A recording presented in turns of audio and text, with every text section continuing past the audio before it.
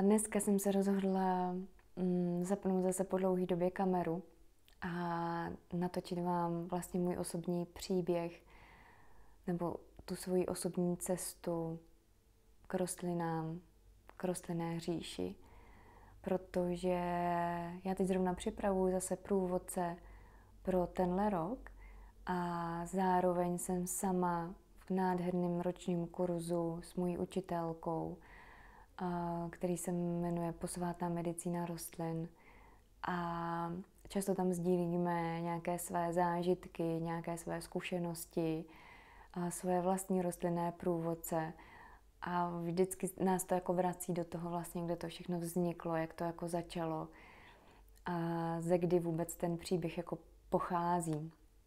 Tak jsem si říkala, že možná poprvé vůbec zkusím poskládat tenhle můj příběh s rostlinama do slov, dát mu nějakou jako podobu, kterou do téhle doby neměl. A nechci úplně chodit do nějakého dětství a začínat ten příběh někde dávno, když jsem možná jako malá běhala po loukách, ale chci ho spíš ukotvit teď v tom, jak kdyby to, co je nejaktuálnější, to, jak to celé vlastně, kde to začalo, jak se to rozvinulo. A ten jeho počátek začal tehdy, když jsem se z Brna přestěhovala do Znojma. A v podstatě jsem tady neměla žádný přátelé, kamarády a s mým mužem jsme tehdy začali jezdit na chatu, na Vranov, na Vranovskou přehradu.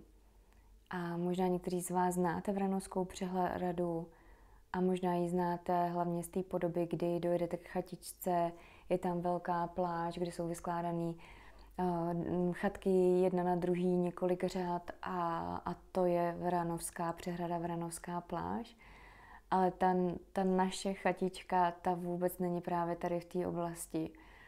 Je to chatka, která je tak hluboko v lesích, hned u vody, ale nedá se třeba k ní ani přijet přímo autem. Že vlastně je tam nějaká příjezdová cesta, ale musí se tak šlapat z kopce dolů, po stráni, po skalách a až vlastně jako k té chatičce. Je to chatička, která nemá, ani tam není jako přívod vody, to většinou na těch chatách bývá, to je takový společný, takže se tam jezdí pro vodu do studánky a v té době, když my jsme tam začali takhle jak kdyby intenzivně jezdit, tak jsme tam neměli ani solární panel, takže a signál telefonní tam většinou doteď není a to samozřejmě solární panel ani nevyřeší. Ale je to taky místo, kde člověk najednou z toho, jak byl vlastně zvyklý jako žít nějak, mít nějaký rytmus, možná být v kontaktu s lidma, tak najednou jako tam nic takového není. A pamatuju si do dneška, že já jsem v té době, vlastně když jsem se i přestěhovala do Znojma, tak já jsem měla velmi takový bohatý, jak kdyby vnitřní život. Moje vnitřní praxe, jógy, meditace byla fakt taková, že mě to naplňovalo, dělalo mi to radost. A myslela jsem si, že je to vlastně nejdůležitější, že je to úplně to, co může člověka naplnit jak jako nic jiného, krom samozřejmě nějakých jako blízkých vztahů s lidma, ať už partnerství, nebo nějaké jako rodinné vztahy.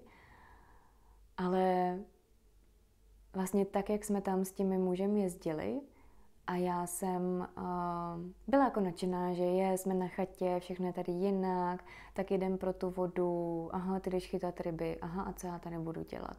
Tak já si jdu dát praxi, jdu si meditovat. Vždycky jsem zalejzala tak jako do té chatičky, byla jsem tam, našla jsem si tam nějaký svůj prostor, který jsem tomu jako dedikovala, svůj čas, který jsem tomu jako věnovala. A bylo to, že vlastně to zabralo docela málo času, oproti tomu, kolik času my jsme tam strávili na té chatě. Takže zbytek byl takový, že jsem vždycky vyšla ven a koukala jsem, kde ten můj muž je a můj muž je prostě takový, že má milion plánů, který by tam mohl dělat. Je takový jako budovatel, opravář, rybář, ale umí si, co umí, je užívat si jako ten přítomný moment vlastně toho, toho být tam bez lidí a to já jsem zatím tady tu schopnost jako neměla. Takže já když jsem vlastně vyšla ven a neměla jsem co dělat, tak hned jsem tak jako koukala, jestli někde je, pak jsem viděla, že rybaří, tak jsem ho jako nechtěla rušit. A došla jsem vlastně tady v tom do nějakého svýho, jak kdyby vnitřního smutku, že já vlastně nevím vůbec, jak tam mám trávit čas. I jsem to samozřejmě s ním řešila a bylo to takový, že já vůbec vlastně nevím, jak se tady jako realizovat, mimo to, že si tady můžu dělat ty svoje věci, které mi zaberou vlastně chviličku a pak můžu něco vařit nebo můžu jako koukat, polelkovat tady. Ale vůbec jsem nedokázala se jako zabavit nebo i vnímat možná, tak když se na to jako vzpomenu zpětně, tak vnímat tu krásu té čisté přírody, kterou to tam vlastně jako nabízí a která tam je k dispozici. A to byl i vlastně čas, kdy jsem i tak ještě jako docela rybařila, takže třeba jsem šla jako rybařit s ním. Ale pak jsem stejně cítila, že tohle není úplně moje, tohle mi nedělá úplně radost. A došlo to až do takové míry, že jsem byla jako naštvaná. Že sice jsem jako chtěla na té chatě být, a zároveň jsem nebyla schopná tam vydržet. A začalo mě štvát ten prostor, začalo mě štvát, že vlastně tam to byla, nebo je pořád jako rodinná chata, takže je tam spousta takových věcí. Takže já jsem tam měla třeba jenom jednu poličku tehdy s věcma a cítila jsem, že vlastně tam nemůžu ani nějak jako dát věci, je tam spoustu rybařiny. Bylo to takový, že najednou to tam všechno na mě začalo padat. A byla jsem naštvaná i na toho muže svýho, že on jako pořád má co dělat a že já jsem úplně marná, že vlastně vůbec nevím, co tam mám dělat. Takže jsme i měli jedno období, kdy jsme vlastně přemýšleli, jestli tam vůbec jako budeme jezdit, protože jestli já tam jako vydržím. A to období trvalo poměrně dlouho a já vlastně jsem ale pořád nějak cítila, i kdyby, že víte, že je jako dobrý v tom zůstat, tak přesně takový jako pocit jsem já měla, že z tohohle možná jako něco vznikne, nebo se to celý rozpadne, ale něco se s tím jako musí stát. A tak jsme tam pořád jako jezdili, já jsem pořád byla naštvaná, nespokojená, často už jsem byla naštvaná, jenom když jsme tam šli. A ten můj muž prostě, že to všechno viděl, říká, hele, tohle nemá cenu prostě, tak sem nebudeme jezdit, tak to uděláme nějak jinak, já sem budu jezdit sám, ty prostě budeš moc být v nějakém komfortu jako doma. Ale já jsem vlastně byla jako spokojená i s tím jako komfortem. Já jsem prostě byla vevnitř. Jsem cítila takovou jako rozervanost, takovou, že jsem nevěděla, kam patřím. To je možná to slovo. Že jsem nevěděla, že jsem se ani necítila tam jako vítaná. Že jsem se cítila tak jako neviditelná. A to bylo vlastně i stejný pocit, jsem zažívala tady ve Znojmě, jak jsem někoho neznala. A s nikým jsem se moc jako nebavila, tak jsem vlastně zažívala takový velký odloučení od všeho takového toho, co jsem měla vždycky k dispozici. A to byli přátelé, a to byli nějaký kolegové v práci. A vlastně tady nic takového nebylo. Takže to bylo taky pro mě jako období temnoty, smutku, toho, jestli sem patřím, jestli vlastně se můžu znova jako někam začlenit. A paralelně se mi to ukazovalo i na té chatě. A na té chatě já vlastně z začátku já jsem pocitovala obrovskou nudu. Ale takovou nudu, že jsem fakt se jí nechala až tak jako prostoupit. Že jsem tam seděla vždycky na té lavičce, my tam máme taky jako posezení venku.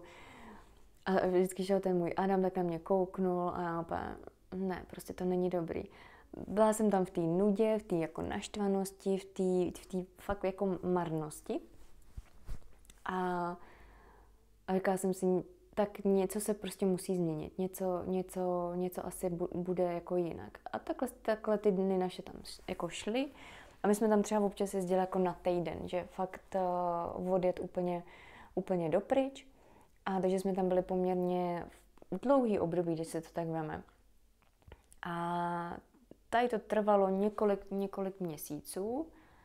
Až jednou si pamatuju ten moment, kdy já jsem prostě ráno jogovala, potom jsem měla nějakou jako praxi pranajámy, dechových technik, pak jsem si i meditovala a byla jsem tak nějak jako v klidu. Pak jsem věděla, že jakmile tohle skončí a já vlastně jako půjdu někam do té chatky, tak si maximálně třeba udělám čaj, kafe a vlastně zase nebudu vědět, co mám dělat. A už mě nebavilo sedět venku, už mě nebavilo nic. A večer, na večer, když se jako stmívalo, byl nádherný západ sluníčka, nádherný prostě barvy, tak já jsem nebyla zvyklá tam chodit na procházky. Já jsem vlastně v té jakoby přírodě kolem vůbec tam jako jsme nechodili, chodili jsme jako tak účelově na houby, tamhle se jde pro klacíky, tamhle se jde pro něco, ale nebylo to, že bych jako se šla jen tak projít někam mimo tu chatu, to jsem vlastně do té doby vůbec nedělala. No a ten večer jsem se rozhodla, že budu meditovat, ale už prostě jsem byla tak naštvaná i na toho Adama, i na celou tu chatu, na celý to jako prostředí tam, říkám, já musím jít meditovat prostě pryč. A tak jsem se ten podvečer vlastně zbalila a šla jsem, protože já mám ráda taky jako výhledy, tak jsem šla co nejkratší cestou, já jsem že ho neznala to tam vůbec. Tak jsem šla úplně tou nejkratší cestou na skálu, kterou jsem tak viděla, která tak byla jako trošičku v zorném poli i jako z chaty. A řekla jsem Adamovi, že jdu prostě pryč, že si jdu tam sednout na skálu. A Adam, jasně, běž si sednout jako na skálu. A šla jsem si tam sednout na tu skálu. A s tím, že jako záměrem, že budu meditovat. No to se vůbec nepovedlo. Já jsem tam prostě sedla a teď mě tam všechno otravovalo. V tom smyslu, že ty brďo, mravenci, ty brďo, vosa, ježiš, čmelák. Hlavně, ať tady nejsou klíšťata. A to přesně jelo v mý hlavě. Jel párník, no panebože, teď mě tady někdo uvidí, řekne si, že jsem bláznivá. Vlastně strašný zážitek tam. Pamatuju si do teďka. A tak jsem jako seděla furt. A to bylo takový to trucovní dítě, takový to, mi to připomnělo jako moji vlastní pubertu, že budu tady, protože prostě jsem se rozhodla se nějakou dobu jít, tak tady budu sedět. Ale v mý hlavě rozhodně se jako meditace dělá tím, že jsem pozorovala všechno, co se kolem mě jako myhlo. Dávala jsem si pozor, ať tam prostě neschrastím z té skály. A zároveň tam jako se objevovaly takové věci, že jsem třeba koukala, byly tam taky kytičky prostě pěkný a já jsem vlastně si říkala, ježiš, tady je to taky ale jako pěkný. Já jsem si vybrala pěkný místo, že bylo prostě na mechu. Bylo taky taková jako sedačka, že se člověk mohl sednout a viděla jsem, bylo to u takové borovice. Ale rozhodně to nebylo komfortní. Ale byly tam taky jako kvítka a taky jako maličký, jako, no, všechno jsem považovala za kvítka, takže jsem tak jako na to koukala, že to je hezký, ale všechny ten zbytek mě tam vlastně jako strašně otrvoval. Takže jsem tam byla chvíli, pak jsem tou nejkratší cestou zpátky zase šla domů a říkala jsem si, no, tak to nebylo nic moc, ale bylo to vlastně strašně fajn změnit jako to místo a vidět trošku něco jiného, než vlastně to okolí chaty. A došlo mi, že vlastně než i jako vymýšlet, co na té chatě dělat. A pak jsem tam začala chodit pravidelně. Protože vlastně to bylo jako dobrý, trošku jsem utekla od toho, co mě tam štvalo. Zároveň mě tam štvaly ale na té skále jako jiné věci, ale nějakým způsobem se to tak jako ustálovalo, že už jsem se tolik nebála, že po mně něco poleze, protože jsem věděla, že několikrát něco po mně lezlo a bylo to fajn. A zároveň, jak jsem tam chodila, tak třeba nějaký kvítka už jako nekvetly a pamatuju si, že vlastně jsem tak jako i zůstala na té skále a šla jsem se kouknout tak, jak kdyby na skálu maličko víc nahoru, ale pořád tam bylo to, že jako nechtělo se mi nikde chodit, ani jsem vlastně vůbec ty byliny, které tam byly, tak jsem je neznala. A ani ty rostliny jsem jako neznala. Přišla jsem se tam strašně cizí. Až jsem tam vlastně jako stála a cítím úplně ten smutek teď v sobě a pravděpodobně, když to budete poslouchat, tak ho budete cítit taky. A úplně jsem si říkala, já jsem fakt ztracená. Já jako nevím, já vlastně tady s tím jako vnějším světem, s touhle přírodou vůbec nemám žádný spojení. A uvědomila jsem si, jak svým způsobem jako sobecký bylo to moje jako udržování toho vnitřního spojení a zároveň vlastně nezdílení s tím vnějším světem. A teď se mi chce úplně plakat, když to říkám, ale to bylo vlastně pro mě, že wow, já tady vlastně asi jako nemám a nechci být jenom sama pro sebe. Tak jsem tak jako s tím byla. Krásně se mi to připomnělo, hodně jsem to neměla na takovýhle vědomý úrovni, takže už teď jsem ráda, že tady ten příběh sdílím. A vlastně jsem tam došla k takovému smutku z toho, že nedokážu být víc v kontaktu s tou přírodou, s tím vnějším světem. Takže už jsem tam nebyla v tom, že otravuje mě brouk, který letí prostě vosa. Ale už jsem byla taková, že fúha, co to tady je? Teď já to vůbec neznám. Takže moje návraty z meditací byly vlastně už takový jiný. A můj muž ten to pozoroval, ten se mě vždycky zeptal, já jsem mu něco sdílela. A pak pak vždycky jsem mu sdílela, co tam jako jsem viděla za nějaké jako rostlinky a vlastně jsem mu říkala, ale já vůbec neznám ty rostliny. Já bych ti něco přinesla, nevím, jestli bych tě neotrávila. Ale tak jsem mu začala nosit jako kvítka do vázy, takže jsme to začali mít na chatě vlastně jako mnohem krásnější. Začala jsem různě naplítat takové jako svazky, které jsem tak někam jako upevňovala. A líbilo se mi vlastně jako zdobit tu chatu z toho, co jsem tak nacházela kolem a kolem. A pak si pamatuju, že jeden den jsem šla zase meditovat na skálu, to byla moje, že medituju na skále. A šla jsem na tu skálu, věděla jsem, že se tam nejdu sednout ten den. Šla jsem tam, věděla jsem, že tohle místo dobrý, tady to znám, ale jdu dál. A vyšla jsem na tu skálu nahoru, a ještě na vlastně větší jako rozhled. A v té době já si pamatuju, že já jsem úplně byla taková, že já jsem se extrémně bála klíšťat a to jsem vždycky se bála, jako klíšťat jsem se ani tak nevěděla jsem, že se jich bojím, protože jsem asi nikdy tak jako hodně času v té přírodě netrávila, ale bála jsem se vos, sršňů, včel a tady toho. Takže já když jsem vlastně procházela tou divokou přírodou, a tam všechno kvetlo, tam to prostě strašně moc v té době kvetlo, tak jsem samozřejmě narážela hadu, ještě hady jsem zapomněla říct, no. A tak jsem, když jsem tam tudy procházela, tak jsem si říkala, já tady umřu prostě za skalou, na skále za chatou, prostě tady mě přihodí sršeň a je po mně. A takhle já jsem tam chodila těma kvítkama, jo. Takže jsem vyšla ještě na tu větší rozhlednu a zjistila jsem, že vlastně když půjdu dolů, tak stejně musím tou strání, musím se tudy někudy protrat, anebo můžu jít ještě nahoru a tak jako to celý asi obejít, jsem si říkala. Protože já jsem fakt ty místa jako neznala, takže jsem ani nevěděla, kde vyjdu. Ale nikdy tam nebyli lidi, takže to pro mě bylo dobrý, že někoho jsem tam nepotkávala. A zjistila jsem, že vlastně není ani úplně běžný, aby tam lidi chodili po tom okolí, že většina lidí tam chodí prostě buď na houby, ale nikdo tam nezbírá byliny nebo takovéhle věci. A to byl první den, tehdy, když jsem vylezla na tu skálu, že jsem se vlastně vrátila jinou, než jsem odešla. A to pro Adama bylo, že jsem přišla a on úplně, kde jsi byla? A úplně, já jsem to tam prošla. A teď jsem viděla úplně, jak z toho puberťáka se zase stává nějaká jako z toho vzdoru a z toho, že jdu prostě meditovat na skálu, se najednou stala taková ze mě jako objevitelka. A moje výlety na skálu, pořád jsme tomu říkali, nebo já jsem tomu už přestala říkat, že jdu meditovat na skálu.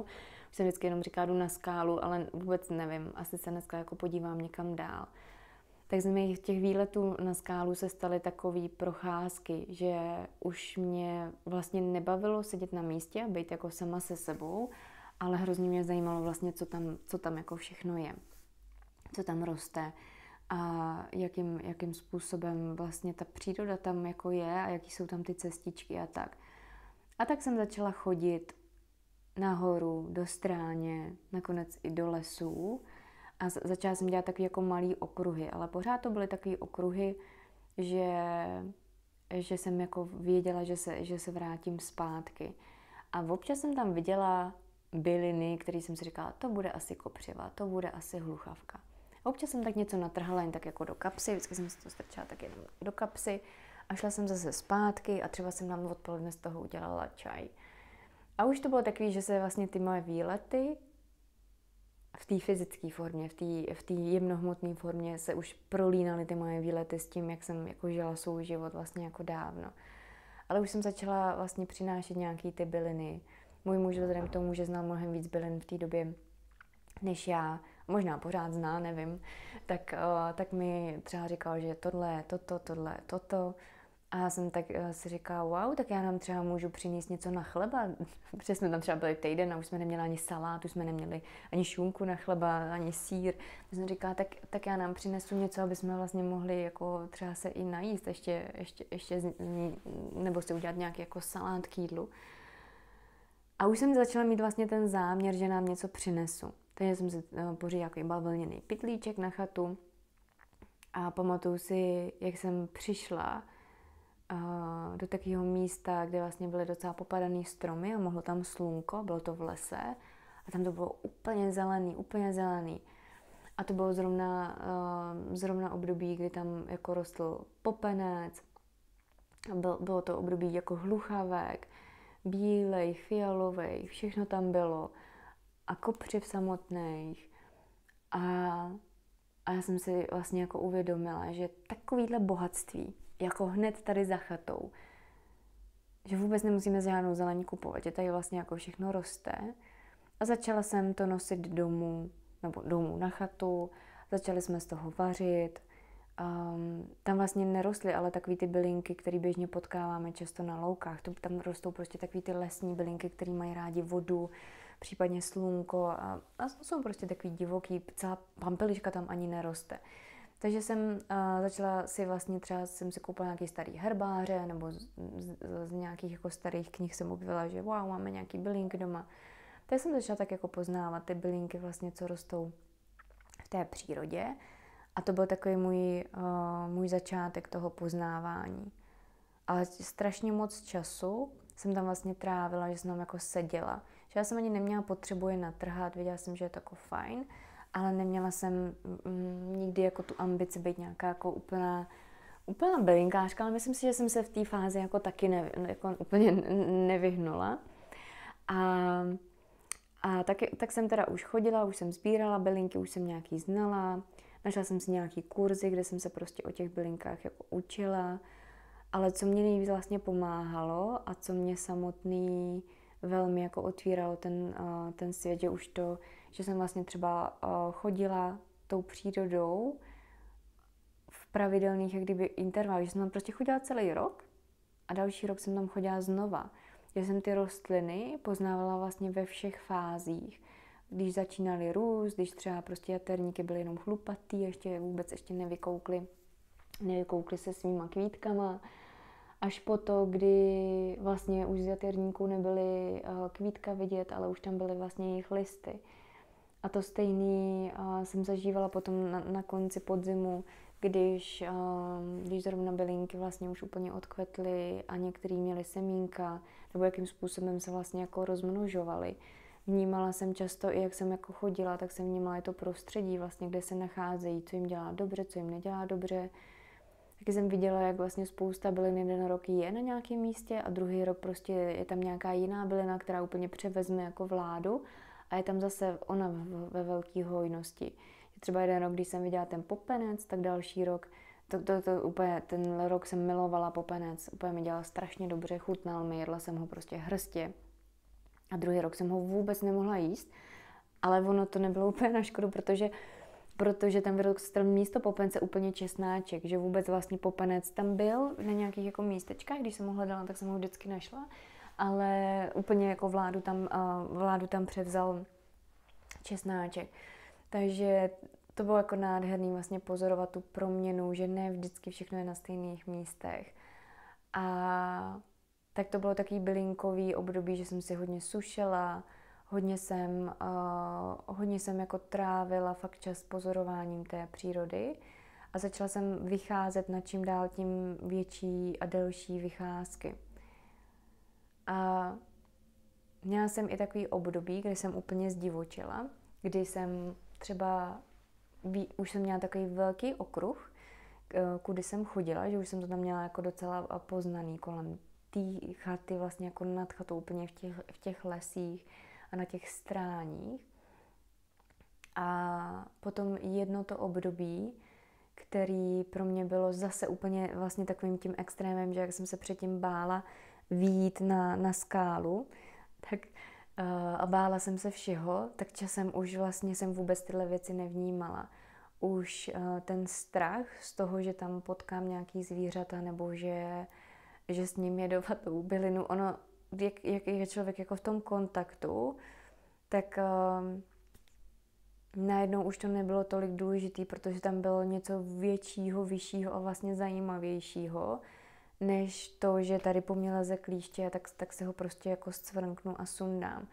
Že už všechny ty věci, které na začátku mě iritovaly, které jsem se bála, a nejvíc jsem se samozřejmě bála sama sebe v přírodě, že na něco šlápnu, že mě srazí prostě tamhle srnka nebo jelen, tak jsem jako začala poznávat, že nějaký strachy byly úplně jako lichý.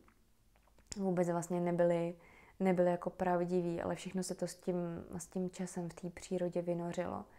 Nakonec si pamatuju, že když jsem chodila tady na ty dlouhé procházky, tak jsem se často i bála toho, že tam potkám jako člověka. Že ani nepotkám nějaký divoký zvíře, prase a tady ty věci, které vlastně často je ve zprávách hodně. A já jsem se nakonec, když jsem byla fakt daleko, tak jsem se zjistila, že ten strach je, že nakonec potkám nějakého nepříjemného člověka. Ale i s tím se vlastně dalo krásně pracovat. A já v té mý asi takový největší divokosti, kdy jsem se strašně ráda ztrácela v té přírodě, jsem se potřebovala zbavit i nějaký závislosti nakonec na tom mým mužovi, na té chatě. Že jsem přišla až do toho momentu, kdy jsem si chtěla dovolit úplnou svobodu a být tam tak dlouho, jak já chci. A neříkat nutně, jakým směrem jdu. Takže a s tím jsem toho mýho muže seznámila, že teď potřebuji prostě chodit bez telefonu, bez foťáku a že potřebuji, aby on mě důvěřoval, respektive abych já si začala důvěřovat natolik, že si troufnu se vydat vlastně bez toho, aniž bych si jemu mohla zavolat o pomoc, kdyby se něco stalo. A to byl podle mě takový další moment u mě takového, já bych to fakt nazvala jako dospívání, dospění, do vlastní jako sebedůvěry, kdy jsem tehdy prostě odložila všechny ty telefony a nenosím hodinky, nemám žádnou GPSku na sobě a vydala jsem se do té přírody a úplně volně, jenom jsem nechala sama sebe dojít tam, kam jsem potřebovala, tak daleko, jak jsem potřebovala.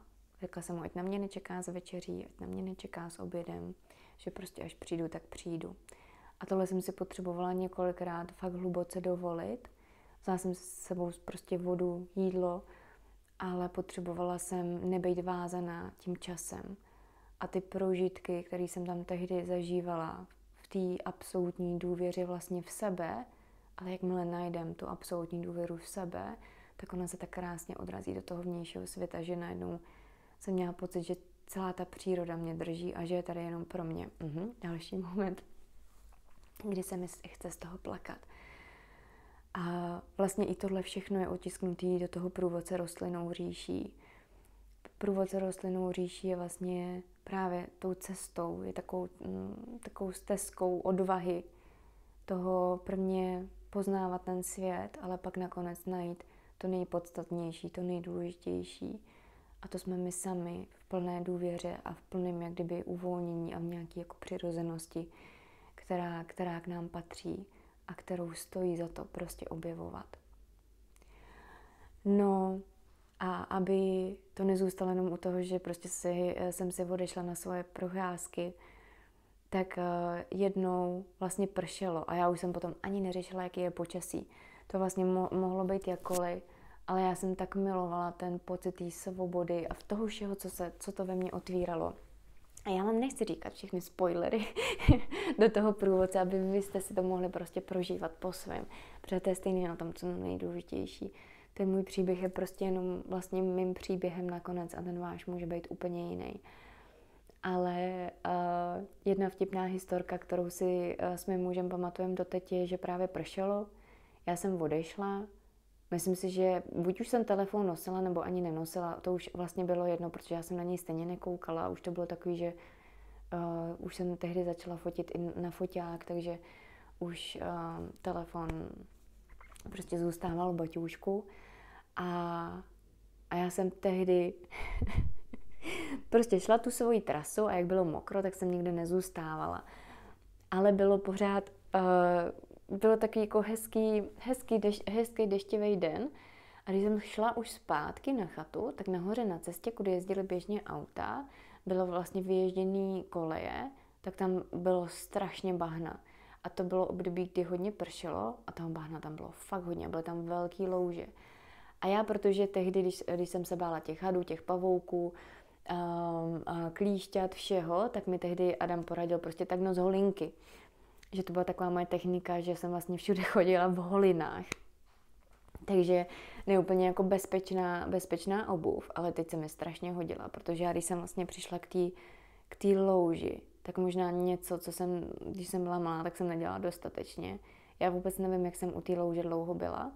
Každopádně jsem se tam pořád procházela, úplně mě fascinovalo to, jak ona se jako barví, jak celý je to, no prostě blahnění. Tehdy jsem to nazvala jako, že je to taky jako blahnění. A teď jsem jenom stála v té louži, pláštěnku, pršelo. A jsem jenom zvedla oči, protože většinou tam nikdo nechodí a auta jsem slyšela vždycky, když jeli. A najednou tam ten můj muž po cestě z lesa. A já opět jsem tam stála a koukala jsem na něj.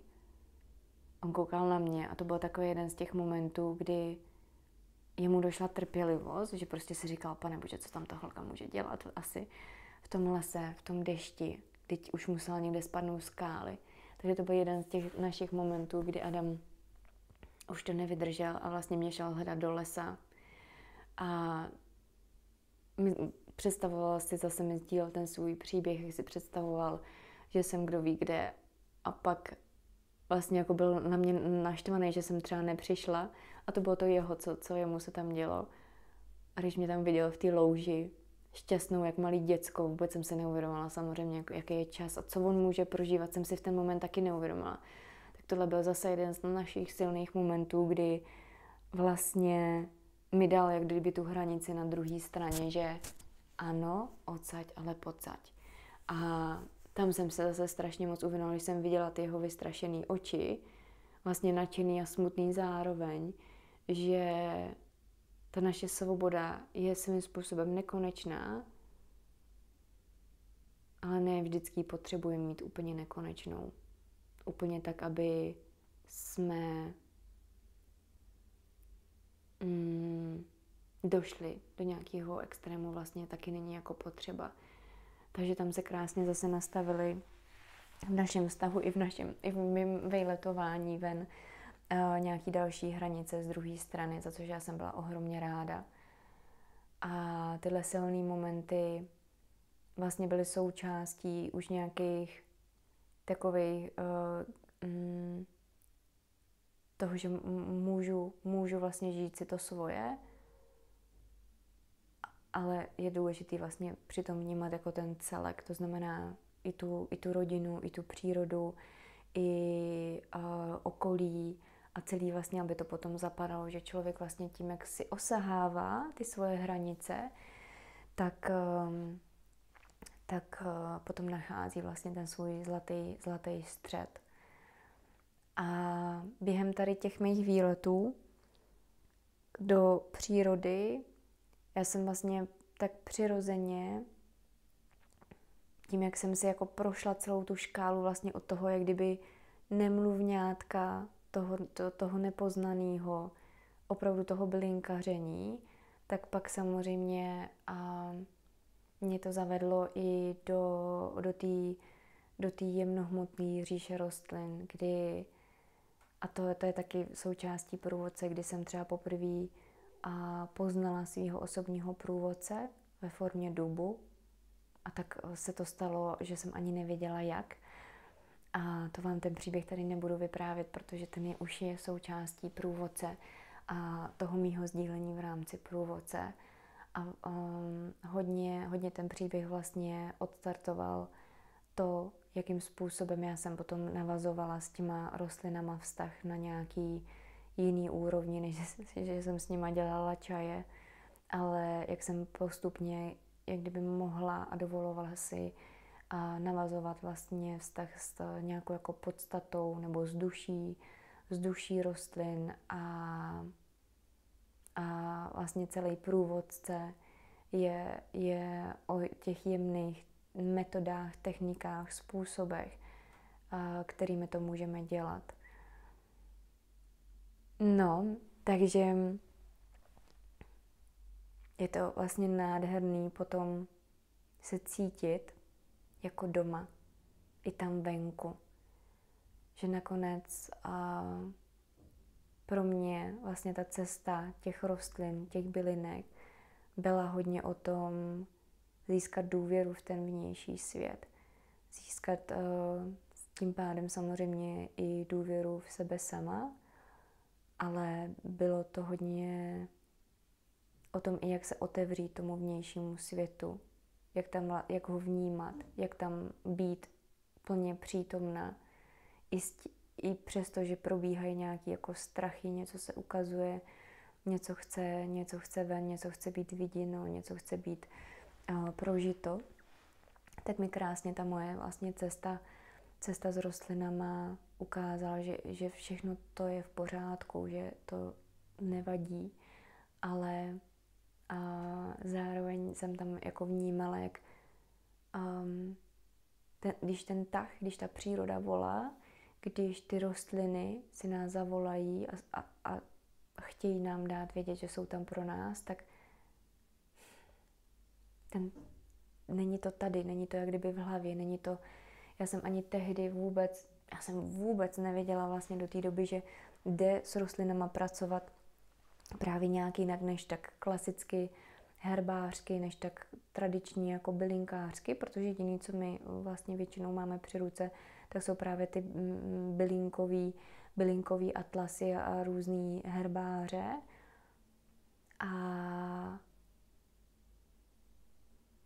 Ale hlavně, možná teď mluvím pro ty z vás, který cítí, že to je fajn, to všechno třeba můžeme využívat, ale možná je tam něco víc v té rostlinné říši, tak přesně tady toho se třeba průvodce rostlinnou říši jako dotýká.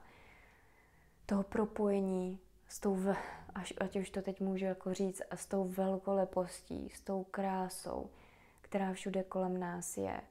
I s těma jednotlivostma, s těma jednotlivejma jak kdyby podstatama, s těma jednotlivejma náturama, vlastně, který tam jsou, tak my se můžeme strašně moc o sobě naučit, protože my sami, že jo, každý jsme v té svojí esenci, v té vlastní jedinečnosti, strašně podobný třeba nějakým těm rostlinám, takže tam můžeme zažívat i vlastně spojení na této úrovni jako fázový v našem životě.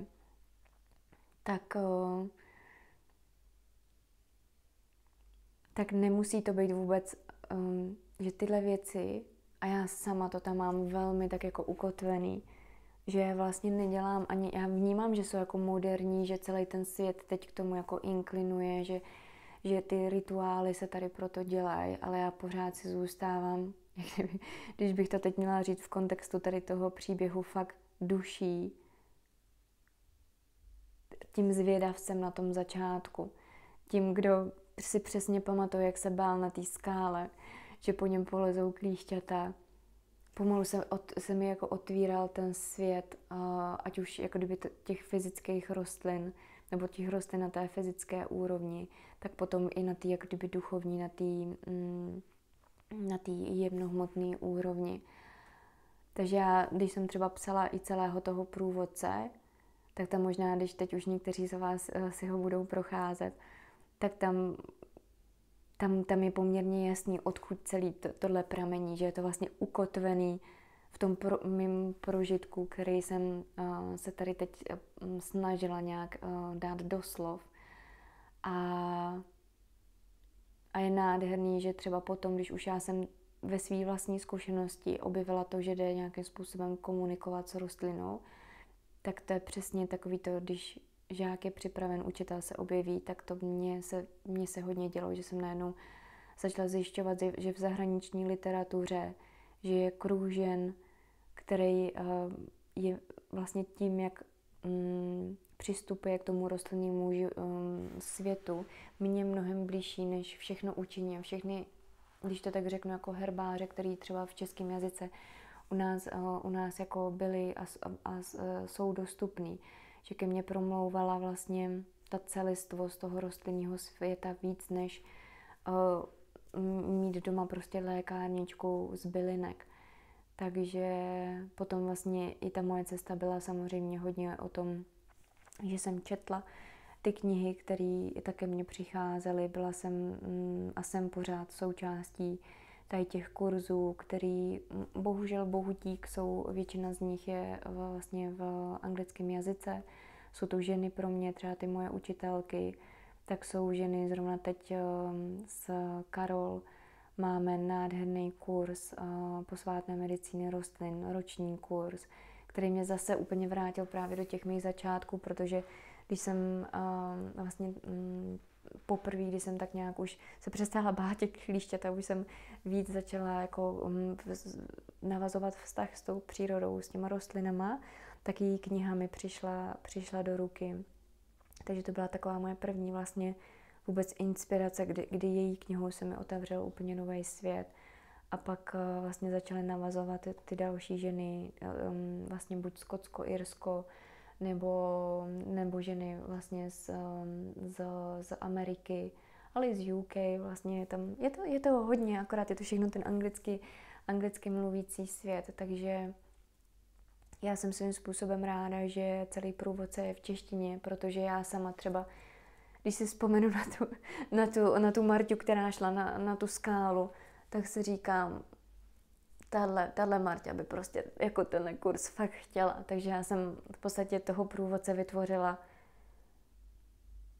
jako něco pro vlastně někoho, kdo má tu stejnou tužbu.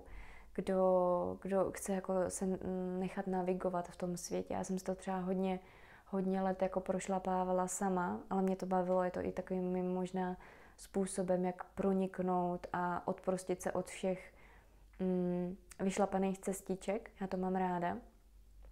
A takže mi ta moje cesta třeba trvala mnohem díl, než by vyšlo, ale vlastně na tom vůbec nezáleží, protože to vůbec není podstatné, takže pro mě je to vlastně úplně jedno a věřím, že ta cesta jako dál pokračuje a chci, aby pokračovala. Je to něco, co mi fakt přináší radost a co mi dává smysl. Pro mě největší, jak kdybych, co tam je, ale tak vy to vnímáte, pokud jste ten celý příběh poslouchali, je vlastně jít do kontaktu s tím vnějším světem, nebát se toho vnějšího světa a cítit se vlastně být doma, tady na zemi. Tak jo, tak to je mé sdílení, to je můj příběh. Ať si najde vás, který to chcete poslouchat, který se chcete nechat inspirovat. A celá ta cesta, ať teď zní tak neuchopitelně, je právě uchopená těma jednotlivýma metodama, způsobama, technikama a v celém tom průvodci, že tam jak kdyby jdeme do té konkrétnosti, do těch jednotlivých příběhů se zanoříme vždycky hloubš.